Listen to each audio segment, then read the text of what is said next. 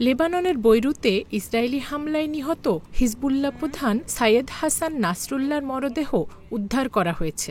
আজ রোববার তার মরদেহ উদ্ধার করা হয় বলে লেবাননের নিরাপত্তা ও স্বাস্থ্য বিভাগ সূত্রে জানা যায়। তারা জানান, ওই সময় হাসান নাসরুল্লাহর দেহে কোনো আঘাতের চিহ্ন ছিল না। বার্তা সংস্থা রয়টার্সের এক প্রতিবেদন থেকে এসব তথ্য জানা যায়। নিরাপত্তা ও স্বাস্থ্য বিভাগের সূত্রের বরাতে প্রতিবেদনে বলা হয়, বৈরুতের দক্ষিণ শহরতলিতে যেখানে ইসরায়েল হামলা চালিয়েছিল সেখান থেকে উদ্ধার করা হয়েছে সশস্ত্র গোষ্ঠী হিজবুল্লাহ প্রধান হাসান নাসরুল্লাহর মরদেহ।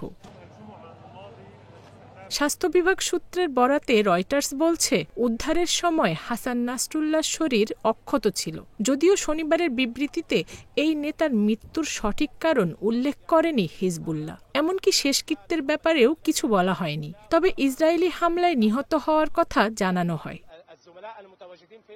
দুটি সূত্রের বরাতে বার্তা সংস্থা রয়টার্স বলছে, নিহত হিজবুল্লাহ প্রধান সাইয়েদ হাসান নাসরুল্লাহ শরীরের বাইরের দিকে আঘাতের কোনো চিহ্ন ছিল না। এ কারণে মৃত্যুর সঠিক কারণ বলা যাচ্ছে না। সেখানে একের পর এক বিস্ফোরণের বিকট শব্দে টিকতে না পেরে শ্বাস বন্ধ হয়ে তিনি মারা যেতে পারেন।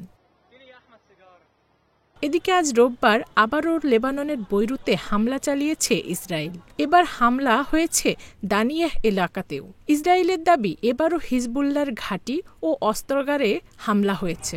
হামলার সত্যতা নিশ্চিত করেছে লেবাননের কর্তৃপক্ষ।